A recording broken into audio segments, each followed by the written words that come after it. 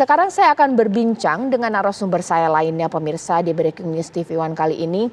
Saya sudah melihat Dr. Widjo Kongko, merupakan Kepala Pusat Riset Hidrodinamika BRIN. Selamat malam, saya panggil Pak Widjo begitu? Selamat malam Mbak Caca dan para pemirsa. Pak Widjo ya, saya sebut Pak Widjo ya Pak ya? Boleh ya. Betul, ya, baik. Pak Widjo, boleh dijelaskan Pak saat ini bahwa saya sebenarnya begitu penasaran karena saya bukan ahlinya, tapi boleh Bapak jelaskan apa yang menyebabkan secara ilmiah bahwa ketika gempa itu akan disusul dengan baik banjir atau juga longsoran. Penjelasan ilmiahnya seperti apa sih Pak? Maksudnya yang terjadi di Cianjur sekarang Betul, gempa kan betul, Mbak ya? Betul Pak. Saya kira kita mendapatkan pelajaran kembali di Cianjur dengan gempa yang sebetulnya tidak terlalu besar, 5,6. Tetapi kemudian kita lihat dampaknya luar biasa. Jadi sekarang udah puluhan ribu rumah rusak kan gitu ya. Dan juga saya kira banyak terjadi kelongsoran di sana, ada tanah-tanah longsor dan seterusnya. Dan kalau kita lihat sepintas, saya tidak mengalami langsung di lapangan, saya melihat bahwa gempa ini pada intensitas sekitar mungkin 5-6, tidak sampai, mungkin maksimum 7 ya. Tetapi banyak rumah rusak.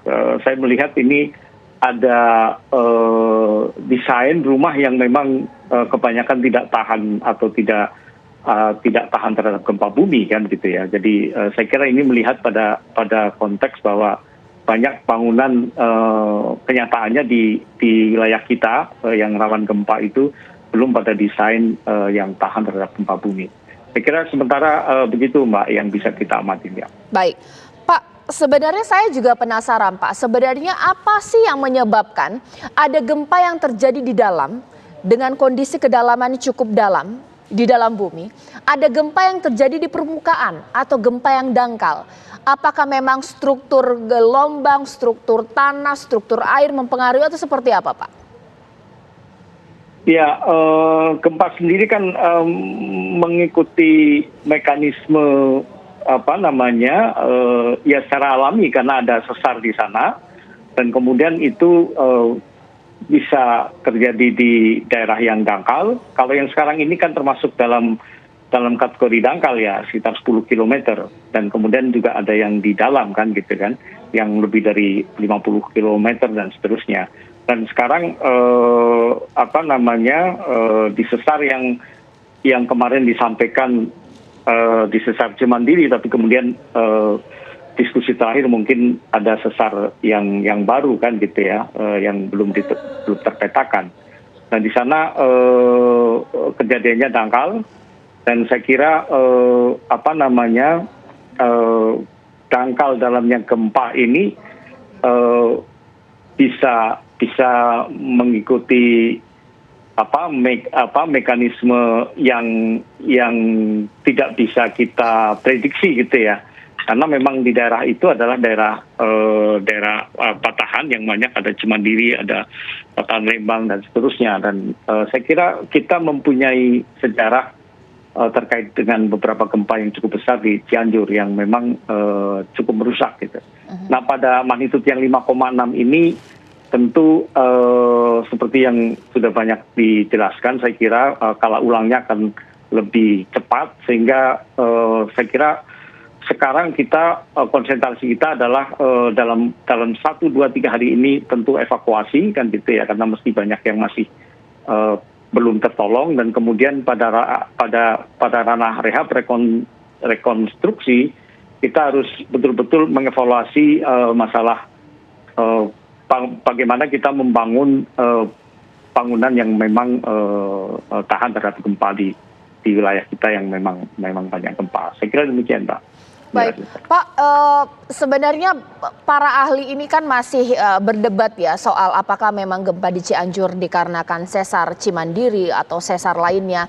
Tapi menurut analisa dari BRIN, dengan apapun sebutannya, entah itu sesar Cimandiri atau juga sesar baru, apakah ini akan berdampak dengan aktivitas vulkanik atau juga memicu gelombang tsunami kemudian untuk wilayah lainnya seperti apa, Pak?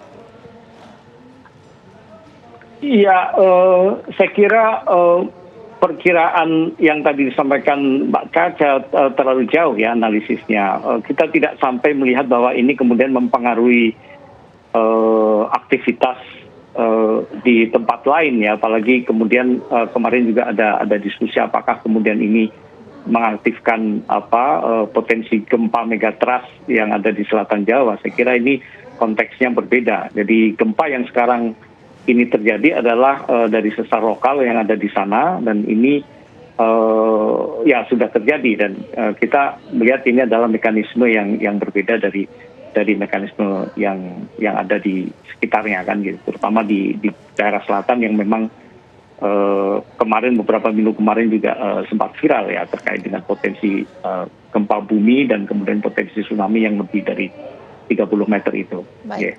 Kalau berdasarkan analisa dari BRIN, Pak, dengan banyaknya gempa-gempa kecil yang terjadi dengan magnitudo yang lumayan ya Pak ya, terkecil 1, bahkan sebelumnya ini baru-baru saja 3,9. Ini fenomena yang wajar atau mungkin di luar prediksi dari analisa BRIN atau seperti apa, Pak?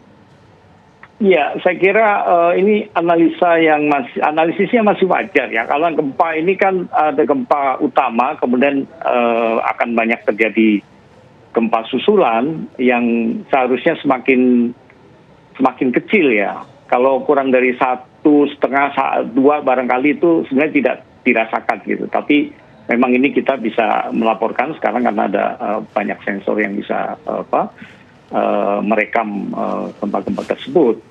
Tapi ini frekuensinya semakin kecil, dan saya mendapat laporan juga dari teman-teman BMKG per hari kemarin ya, kemarin sore itu sudah lebih dari sekitar 140 gempa susulan pada skala 1,2 sampai 4,2 skala magnitud ya.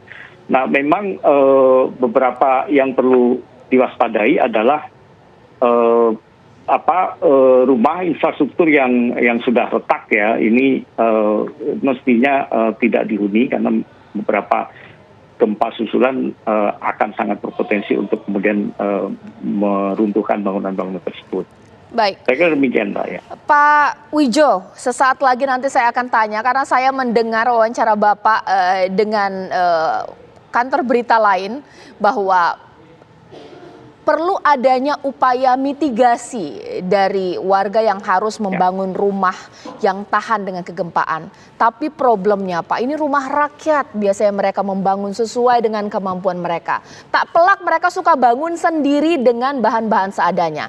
Terjadilah gempa, gampang sekali rubuh. Bagaimana mengantisipasinya? Sesaat lagi dijawab Pak Wijo usai jeda berikut di Breaking News TV One.